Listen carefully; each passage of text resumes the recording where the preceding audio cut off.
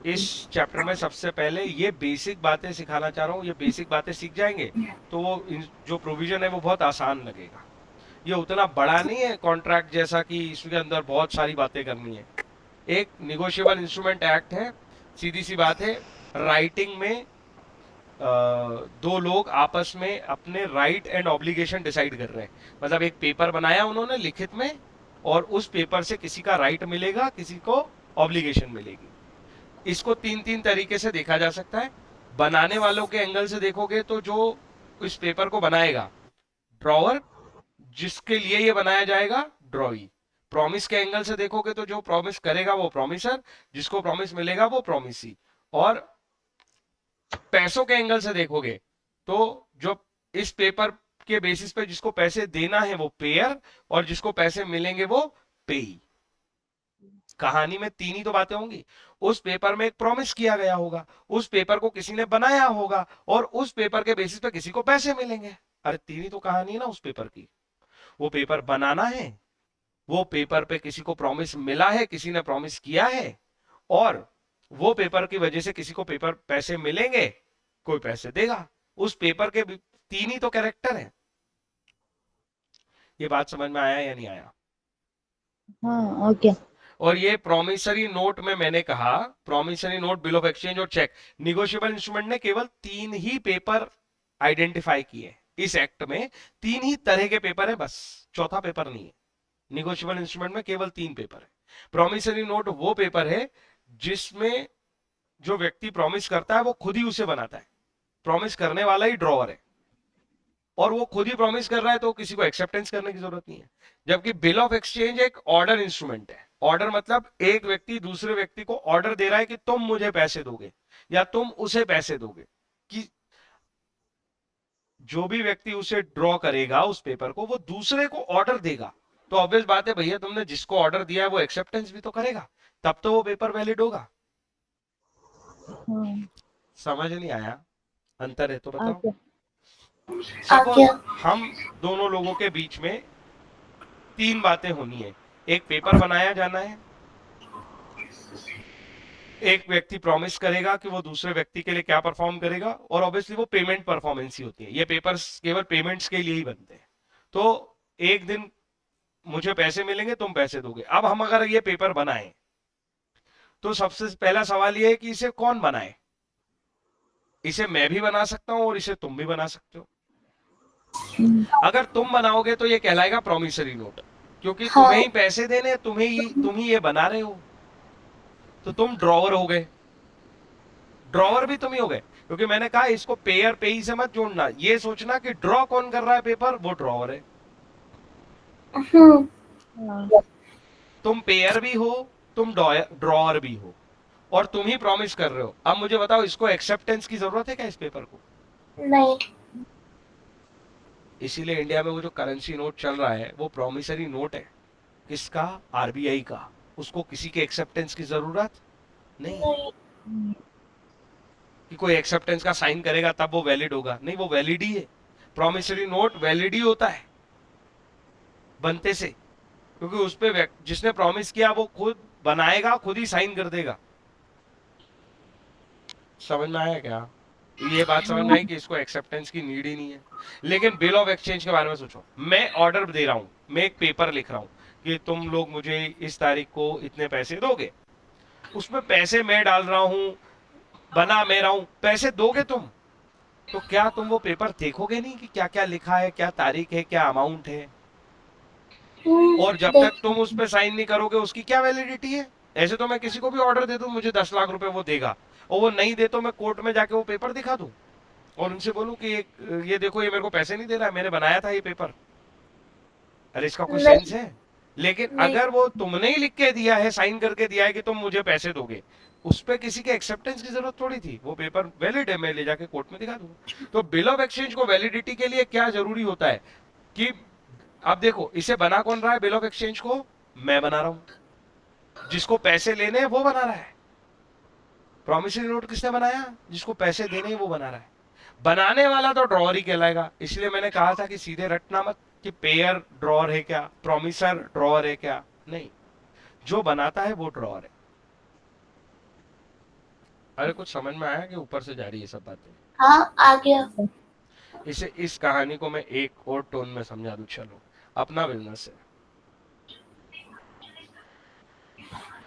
अपन दो तरह के काम करते हैं। प्राणियों के नाम बताना। इससे क्रेडिट पे गुड्स खरीदते हैं, और इसे क्रेडिट पे गुड्स बेचते हैं। बताना तो दोनों प्राणियों के नाम। हम्म, बहुत कठिन सवाल पूछ लिया मैंने। नहीं। ये क्रेडिटर है और ये डेटर है कि नहीं है? हाँ। तो जिससे आप क्रेडिट पे सामान खरीदने गए हो, वो वो मान नहीं रहा है यार, बोले आप पैसे नहीं दोगे कभी, तो तुम इसको राइटिंग में लिख के दोगे। हाँ। तो तुम दोनों के बीच में एक पेपर बनेगा, हाँ उसी पेपर की बात हो रही है, और कुछ नहीं है। ये पेपर इस व्यक्ति को राइट देगा, हमारी ऑब्लिगेशन बताएगा।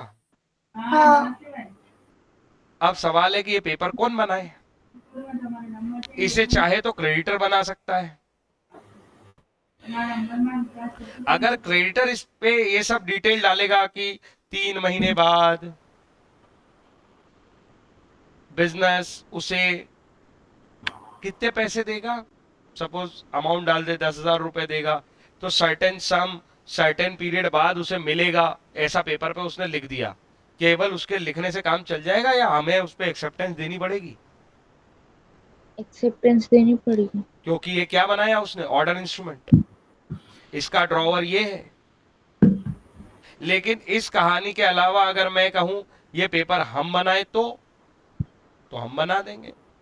हम अगर बनाएंगे तो लैंग्वेज कैसी होगी, आई प्रॉमिस टू पे यू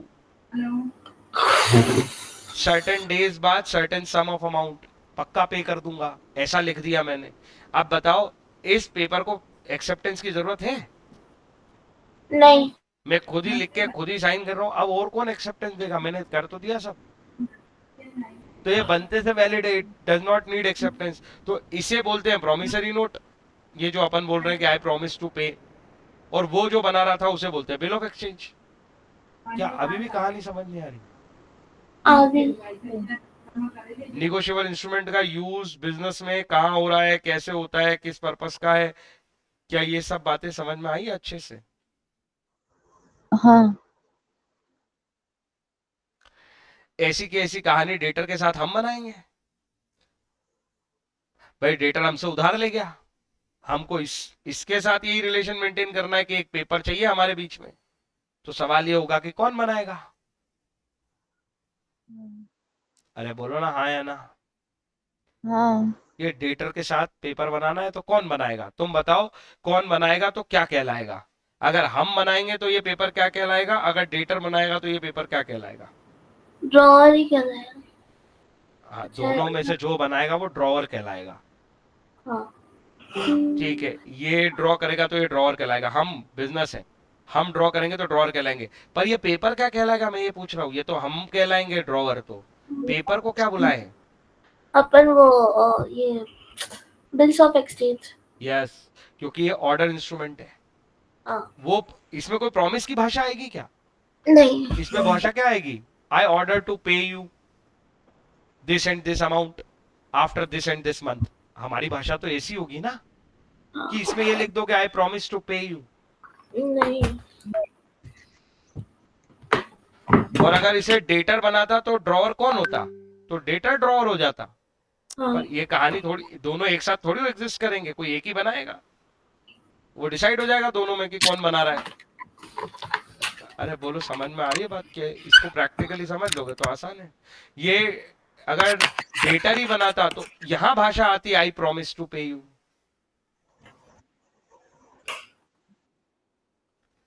अरे हाँ कि ना?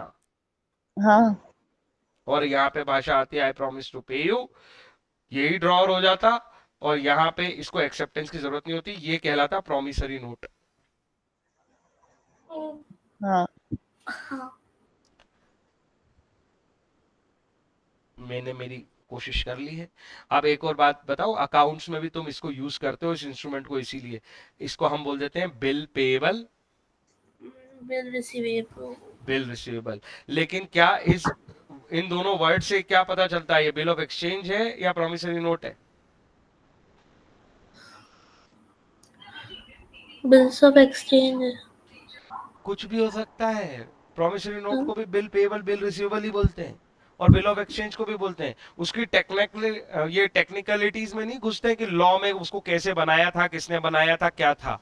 अरे एक पेपर है जो मुझे राइट देता है, तो वो मेरा क्या है, सीधी बात, बिल रिसीवेबल। अकाउंट्स की भाषा में यही चलता है बस। बोले पेपर से मेरा राइट है ना, तो बीआर, बात खत्म। पेपर की वजह से मेरी ऑब्लिगेशन है तो बिल पेबल, बात खत्म। हाँ। वहां पे ये टेक्निकलिटी में घुसने की जरूरत ही नहीं है। अरे हर सब्जेक्ट में अलग चीजों को अलग अलग एंगल से, अलग अलग तरीकों से पढ़ा जाता है ना, अलग अलग सिचुएशन में। हाँ। मैंने ये इसलिए क्लियर कर दिया क्योंकि तुम्हें अकाउंट्स में भी है, तो वहां पे ये सब टेक्निकलिटी में जाने की जरूरत नहीं है। वहां केवल bill payable bill receivable, liability और असेट, बात खत्म। पेपर बना है तुम्हारे और क्रेडिटर के बीच में, पेपर बना है तुम्हारे और डेटर के बीच में, तो सीधा डेटर और तुम्हारे बीच जो पेपर है उससे तुम्हें राइट मिलता है, वो बीआर है। और क्रेडिटर और तुम्हारे बीच जो बना है वो बिल पेबल है, बात खत्म हो गई। कोई डाउट है तो बताओ। नहीं, आ गया। एक कहानी कल मैंने सिखाई थी। ये चेक जो है ना, ये कुछ नहीं, ये स्पेशल बिल ऑफ एक्सचेंज है। क्यों? क्योंकि ये भी ऑर्डर इंस्ट्रूमेंट है। यहाँ पे लैंग्वेज कभी आई प्रॉमिस टू पे नहीं होती।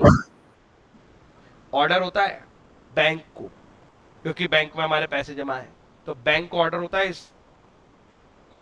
इस पेपर पे लिख के देते हैं ऑर्डर, और बोलते हैं पेमेंट कर देना। अरे समझ में आया कि नहीं आया? हाँ, आ गया। तो इसीलिए मैं कह रहा हूँ कि चेक कतई प्रॉमिसरी नोट नहीं है, वो बिल ऑफ एक्सचेंज है। हमें इसको और पढ़ना है और समझना है। आज मैंने थोड़ी सी लैंग्वेज समझाई कि इन दो पार्टीज में अलग अलग ग्राउंड पे अलग अलग रिलेशन है। प्रॉमिस के ग्राउंड पे प्रॉमिसर प्रॉमिस ही होंगे, उसको प्रॉमिस के ग्राउंड पे ही रहने देना, उसको कनेक्ट करने की कोशिश मत करो ड्रॉवर से, ड्रॉई से। ऐसे ही पेमेंट के ग्राउंड पे भी इनका एक रिलेशन है, एक पेयर होगा एक पेई होगा। फिर बोल रहा हूँ उसी में कि उसको कनेक्ट करने की जरूरत नहीं है ड्रॉअर ड्रॉई से। ड्रॉअर ड्रॉई का लेना देना तो पेपर बनाया किससे है, किसने है। जिसने पेपर बनाया वो ड्रॉअर, जिसके ऊपर पेपर बनाया गया, जिसके लिए पेपर बनाया गया, वो ड्रॉई। कोई दिक्कत है क्या? नहीं। ठीक है। अब देखो कुछ लीगल बातें, कुछ टर्म्स की बातें, ऐसे अपन धीरे धीरे करके पढ़ते जाएंगे। ये एक्ट पहली बार जीवन में कब आया था?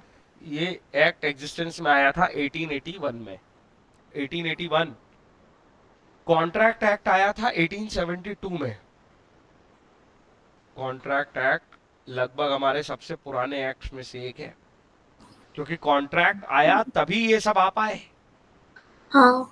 क्योंकि ये सब कॉन्ट्रैक्ट जैसे हैं। इसीलिए हमने पढ़ा भी पहले कॉन्ट्रैक्ट। हाँ। कोई ऑफर दे रहा है, कोई एक्सेप्ट कर रहा है, फिर दोनों साइन कर रहे हैं, फिर कंसेंट बन रही है, फिर कंसिडरेशन है। वो जो 5 बातें हैं ना कॉन्ट्रैक्ट की, सबसे इंपॉर्टेंट, ऑफर, एक्सेप्टेंस, कंसिडरेशन और रेसिप्रोकल प्रॉमिस, हाँ। उसी पे सब टिका है ये। इसीलिए हम उसी एक्ट को आज भी फॉलो कर रहे हैं। फिर इसके बाद 1881 में ये आ गया, निगोशिएबल इंस्ट्रूमेंट एक्ट। 1932 में पार्टनरशिप आया, उसका बेस भी क्या है? कॉन्ट्रैक्ट। अरे एग्रीमेंट होता है दोनों part among the partners. Even company भी एसोसिएशन ऑफ पर्सन है, और कंपनी भी दूसरों से कॉन्ट्रैक्ट, बिजनेस चलता ही नहीं बिना कॉन्ट्रैक्ट। तो ये पहली बार आया था 1881 में। फिर ये जब हमने आज तक कभी इसको बदला नहीं, मतलब इसे रिप्लेस नहीं कर दिया कि इसको हटा दो और नया ले आओ। जैसे कंपनीज को हम रिप्लेस कर चुके हैं 3-4 बार। आजादी के पहले भी एक कंपनी एक्ट थे, आजादी के पहले भी कंपनी एक्ट थे, उनको रिप्लेस किया था कंपनीज एक्ट 1956 ने। फिर कंपनीज एक्ट 1956 को हमने फिर रिप्लेस कर दिया कंपनीज एक्ट 2013 में। रिप्लेस ही कर दिया। अमेंड करने का मतलब होता है उसके अंदर चेंजेस लाने। तो निगोशिएबल इंस्ट्रूमेंट एक्ट जो है वो अमेंड होता रहा। 2002 में अमेंड किया, 15 में अमेंड किया, 18 में अमेंड किया। बात समझ में आ रही है? चेंजेस आए हैं, रिसेंटली भी आए हैं 2018 में। तो कोई दिक्कत है क्या? नहीं। इसकी हिस्ट्री तो समझ में आ गई, ये एक्ट कब आया था और ये अमेंड होता रहा है, चेंज नहीं हुआ है। Negotiable instrument is an instrument. अब है ना, इस वर्ड को समझो। इंस्ट्रूमेंट मतलब क्या? गिटार, सितार, क्या होता है इंस्ट्रूमेंट? मतलब तबला। नहीं क्यों नहीं होता है?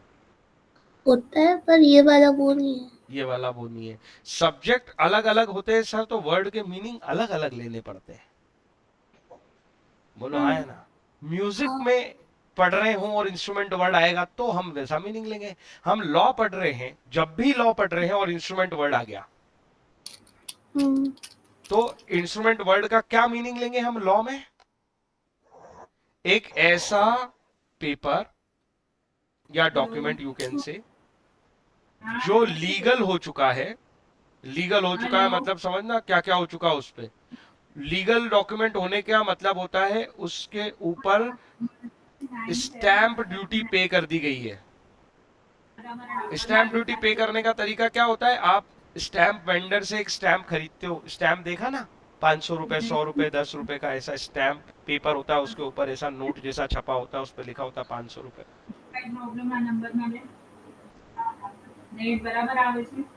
बोलो हाँ या ना?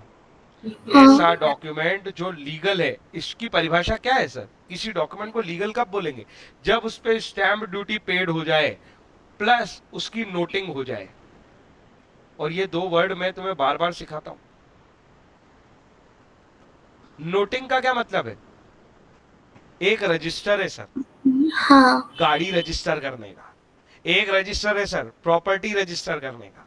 ऐसा ही एक रजिस्टर है कि अगर आप बिजनेस एक्टिविटी के नाम पे कोई पेपर बनाना चाहते हो, चाहे वो तुम्हारा पार्टनरशिप एग्रीमेंट हो, चाहे वो तुम्हारे ये लेन देन के एग्रीमेंट हो, ये जितने एग्रीमेंट होते हैं उन पे स्टैंप ड्यूटी पे होती है और उनकी नोटिंग होती है। जब ये दोनों एक्टिविटी परफॉर्म हो जाती हैं, नोटिंग का मतलब है ना, पुराने जमाने में तो एक बड़ा सा रजिस्टर लेके बैठते थे कोर्ट में, और उस रजिस्टर में लिख दिया जाता था कि इस तारीख को इन दोनों के बीच में इस तरह का एग्रीमेंट हुआ है, मतलब जैसे परचेज एग्रीमेंट, सेल एग्रीमेंट, कुछ भी जो भी नहीं चले, और उसके चार्जेस लग जाते हैं छोटे मोटे नोटिंग के। मतलब आपने कानूनी रूप से रिकॉर्ड में, गवर्नमेंट के रिकॉर्ड में ये बात डाल दी है कि ऐसा पेपर एग्जिस्ट करता है इस पर्पस के लिए। कुछ समझ में आया क्या? हाँ हुआ? हाँ तो किसी पेपर को लीगल डॉक्यूमेंट बोलने के लिए ये दो काम होने उस पे जरूरी है। ये स्टैम्प ड्यूटी क्या होता है सर? कुछ नहीं, टैक्स है, सिंपल। टैक्स लेने का तरीका है गवर्नमेंट का।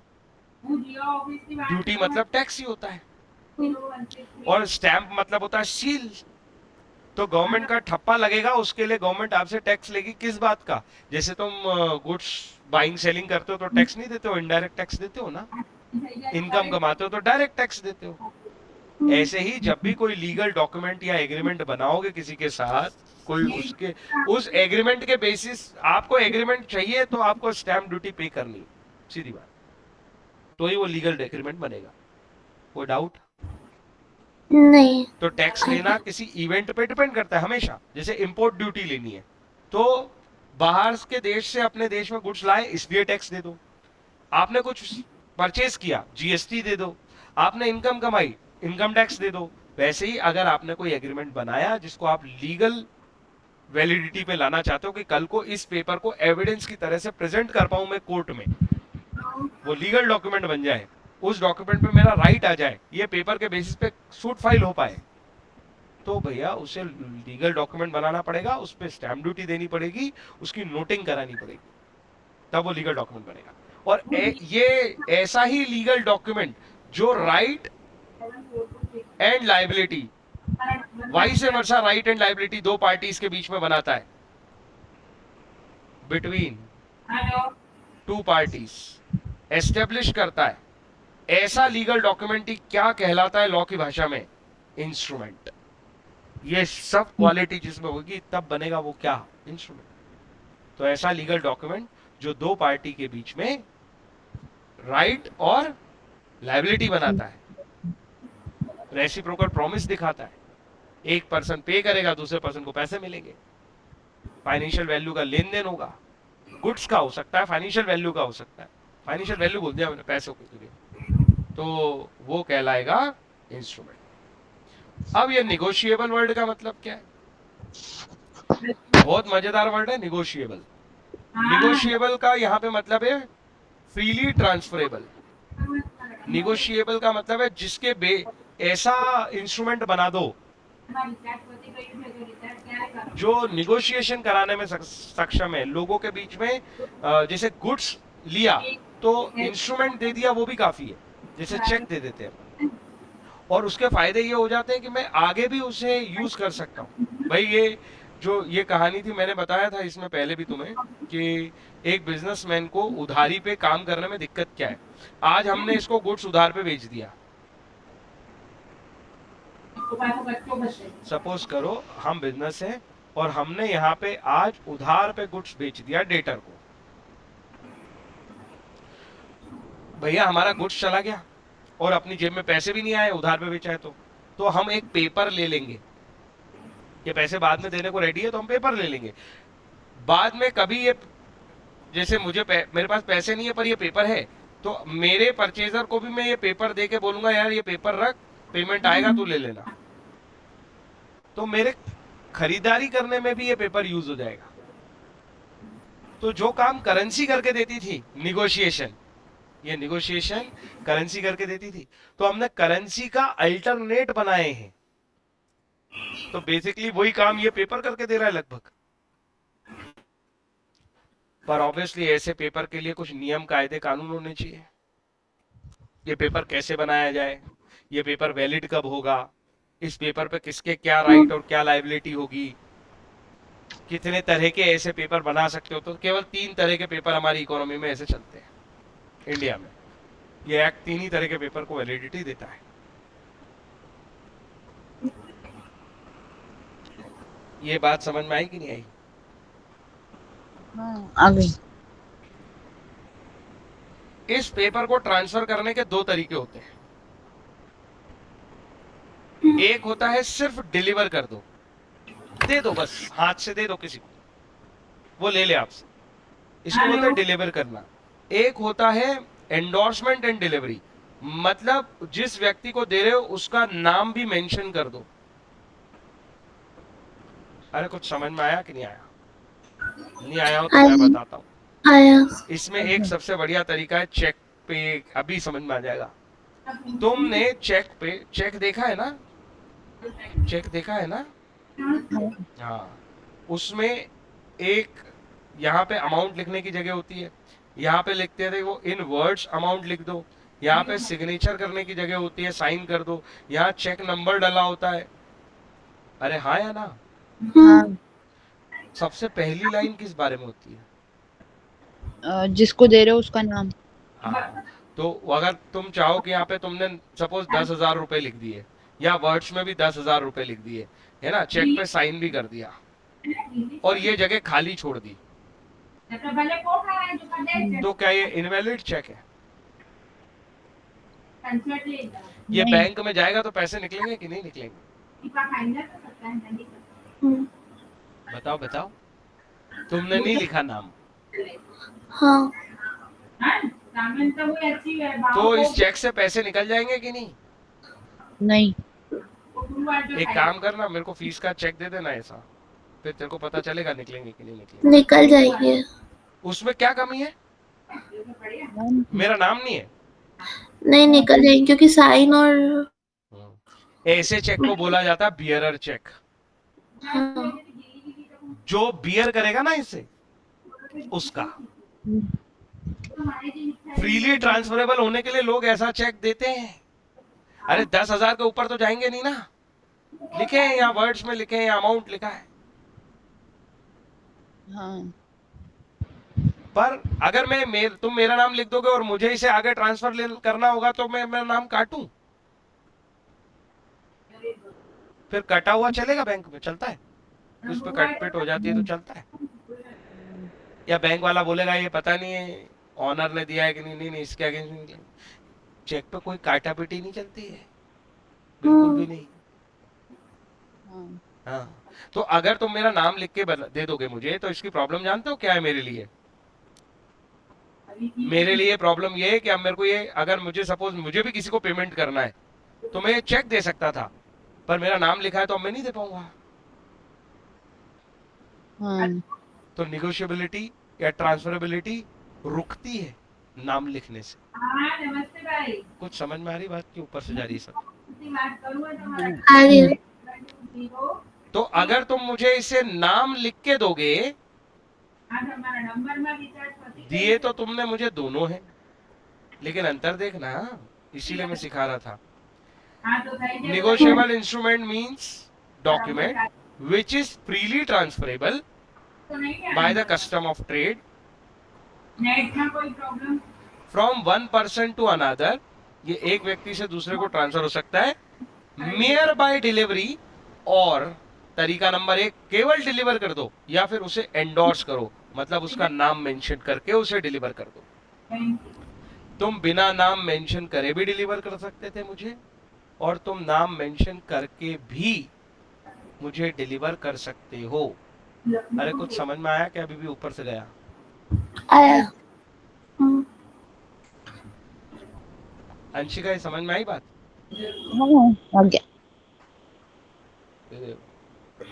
Act does not define the negotiable instrument. ये देखो मजेदार बात, एक्ट ने तो इसको डिफाइन किया ही नहीं, पर सेक्शन 13 कहता है, ये डेफिनेशन नहीं है जो भी ऊपर लिखा है, ये भी रटना नहीं है, बस समझना था ये बात। सेक्शन 13 ये कहता है, bill of exchange, promissory note और cheque payable either to order और bearer. There are 3 kinds of negotiable instrument only. Section 13 में लिखा है केवल 3 ही तरह के, ओनली लिखा है उसमें, एक्ट में ऐसे वर्ड लिखा है, ओनली 3। ओनली 3 मतलब एग्जैक्ट 3 बता रहा है, ना ज्यादा ना कम। अरे कुछ समझ आया कि नहीं आया? हाँ हाँ। एक्ट केवल 3 कवर करता है, पर इंडिया में पता है कितने इंस्ट्रूमेंट चलते हैं इससे? बहुत सारे। हुंडीज, ये 11th में था। हाँ था। Treasury bills, treasury bills. ये नाम सुना है? Bearer cash. डिबेंचर, डिबेंचर तो सुना है ना? हाँ। बियरर डिबेंचर कंपनी इशू कर सकती है पैसे के लिए, ताकि आप आगे ट्रांसफरेबिलिटी रखो उसकी और किसी को भी दे दो। भाई तुमको किसी को पेमेंट करना, उसको बोलो तेरे को डिबेंचर चलेगा क्या, मेरे पास पड़ा है कंपनी का, वो बोलता है ओके, तो दे दो उसको। तो बाद में जब कंपनी उसको रिडीम करेगी डिबेंचर को, मतलब अपने पैसे वापस देगी कंपनी, अपनी उधारी वापस चुकाएगी पब्लिक को, जिसके हाथ में डिबेंचर होगा उसको दे देगी। हाँ। ये ट्रेजरी बिल क्या होता है सर? कुछ नहीं, गवर्नमेंट की सिक्योरिटी। गवर्नमेंट को कुछ फंड चाहिए तो पब्लिक से रेस कैसे करती है? वो पेपर इशू कर देती है पब्लिक को, उसको, उस पेपर को बोलते हैं T bill, treasury bill. Treasury bill का मतलब पता है क्या होता है? खजाना। किसके पास है? गवर्नमेंट के पास। तो ट्रेजरी बिल गवर्नमेंट इशू करती है, किसके थ्रू? आरबीआई के थ्रू। अरे गधो, ये तो तुम दोनों ने पढ़ा है 12th क्लास में। बैंकिंग नाम का चैप्टर था, उसमें ओएमओ पढ़ा था, ओपन मार्केट ऑपरेशन। आरबीआई के फंक्शन पढ़े थे। गवर्नमेंट की सिक्योरिटी इशू करने का काम आरबीआई करती है, और आरबीआई के थ्रू ही टी बिल आते हैं। हाँ ये शॉर्ट टर्म फाइनेंस में भी पढ़ा था, ये शॉर्ट टर्म फाइनेंस का एग्जांपल है। ये बिजनेस में पढ़ा था 12th में, लॉन्ग टर्म फाइनेंस और short term finance. Government finance लेती है ट्रेजरी बिल से। इसके अलावा देखो रेलवे रिसिट, ये क्या होती है सर? जिसे सपोज कुछ कोई गुड्स है जो मैंने मंगाया है ना मुंबई से, तो रेलवे डिपार्टमेंट से एक रिसिट होती है ना? नॉर्मल भाषा में बोले तो ये एक तरह का रेलवे ये कह देता है कि यार ये कस्टडी मेरे पास है, और ये रिसिट जिसके पास होगी उसको हम गुड्स दे देंगे। तो ये भी तो निगोशिएबल हो सकता है ना? जैसे कि मैंने सपोज मुंबई से माल मंगाया है, और मैं ट्रेडर हूं सिंपल, वो माल मुझे बेचना है, तुम मुझे मिल गए और तुम रेडी हो कि हाँ ऐसा ऐसा गुड्स मेरे को चाहिए। मैंने कहा यार मेरा माल आ रहा है, मैं तुमको दे देता हूँ, तुम मुझे पैसे दे दो। ऐसा गुड्स है ना, वहां पे भी बिक जाता है। किसमें? सी पे। वो रास्ते में ही होता है सी, वो रास्ते में ही होता है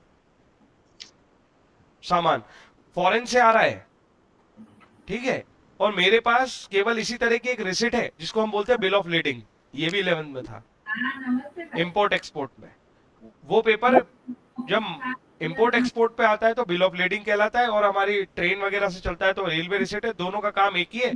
ये पेपर जिसके पास होगा, तो उज्जैन अगर सामान उतरना है तो रेलवे स्टेशन पे जाके मेरे पास पेपर है तो मुझे सामान मिलेगा, तुम्हारे पास पेपर है तो तुम्हें सामान मिलेगा। ऐसा ही वहां हो जाएगा। कहाँ पे? कोई प्रॉब्लम तो नहीं सी शोर पे इंपोर्ट होके आ रहा है कोई गुड्स, तो बिल ऑफ लेडिंग ले जाओ, जिसके पास बिल ऑफ लेडिंग होगी उसका गुड्स है। हाँ, इसका मतलब चोरी वोरी वाली नहीं होनी चाहिए, सीधी सी बात है, वो तो करेंसी भी चोरी की होगी तो तुम्हारी थोड़ी है। तो बिल ऑफ लेडिंग और रेलवे रिसिट भी लोग निगोशिएशन के लिए यूज कर लेते हैं, आपस में एक्सचेंजेस के लिए यूज कर लेते हैं। पर ये जो सारे तरीके हैं ये ट्रेडिशन है, कस्टम है। कस्टम मतलब समझते हो ना? ये कस्टम वो क्या बोलते हैं उसे, प्रथा अनुसार ऐसा चलता है, ऐसा वो ट्रेडिशन एंड कस्टम वाला कस्टम है ये। कोई डाउट है तो बताओ। नहीं। पर इनमें से किसी को भी hundi, treasury bill, railway receipt, bearer debenture negotiable instrument recognise नहीं करता, मतलब उस इनमें से किसी इंस्ट्रूमेंट पे निगोशिएबल इंस्ट्रूमेंट एक्ट 1881 नहीं लगेगा, इनकी कोई लीगल वैलिडिटी नहीं है, ये सिर्फ मर्केंटाइल कस्टम के नाम पे चल रहे हैं दुनिया में। कुछ समझ में आया कि नहीं आया? हाँ आया। तो ये सारे पेपर जो हैं वो निगोशिएबल इंस्ट्रूमेंट नहीं है। निगोशिएबल इंस्ट्रूमेंट एक्ट में सेक्शन 13 में केवल तीन ही पेपर को क्या दिया है उनने, तीन ही पेपर को ये राइट दिया है, तीन ही पेपर को ये राइट दिया है कि इनको हम कंसिडर करेंगे कि ये निगोशिएबल इंस्ट्रूमेंट है और इन्हीं के ऊपर ये रूल लगेगा, और किसी पे रूल नहीं लगेगा। ये समझ में आया? हाँ। हाँ। ठीक है।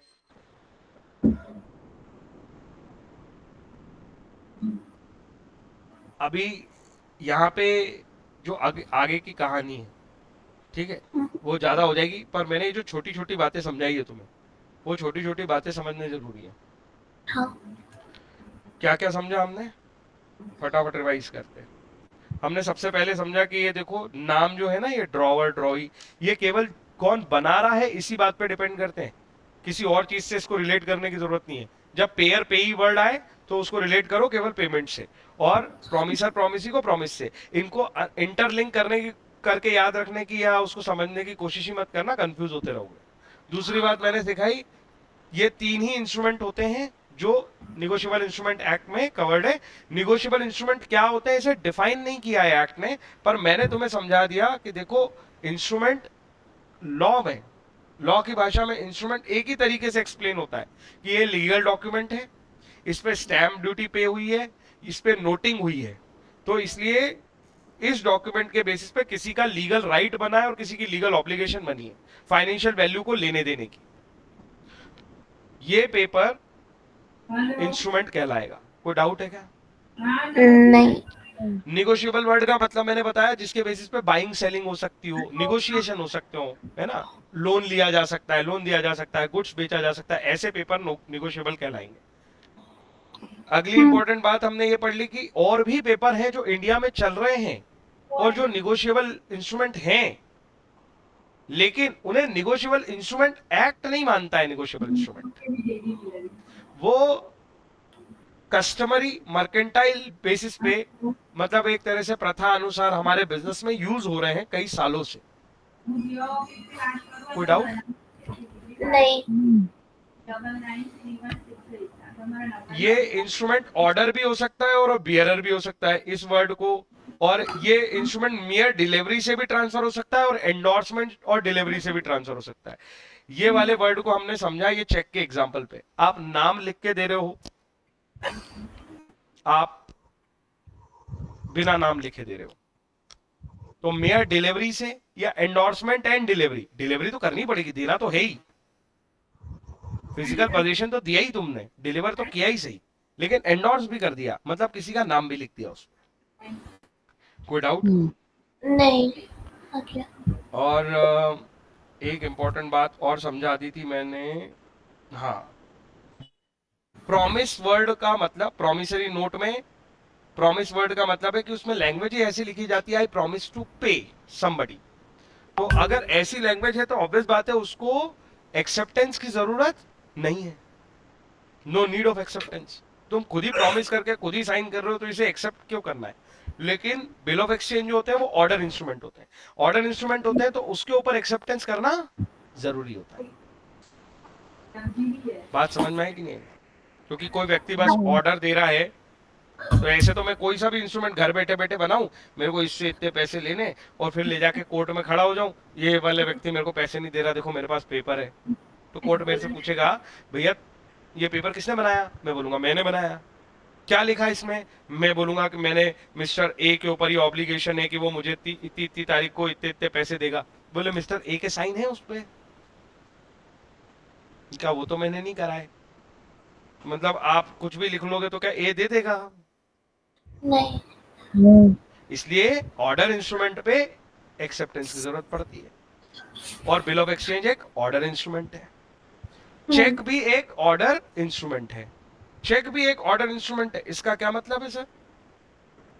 अपन बैंक को एक ऑर्डर ही देते हैं कि वो उस व्यक्ति को पेमेंट दे देना जो ये चेक लेके आएगा, फिर हम वो चेक बियरर भी बना सकते हैं और एंडोर्समेंट वाला भी बना सकते हैं।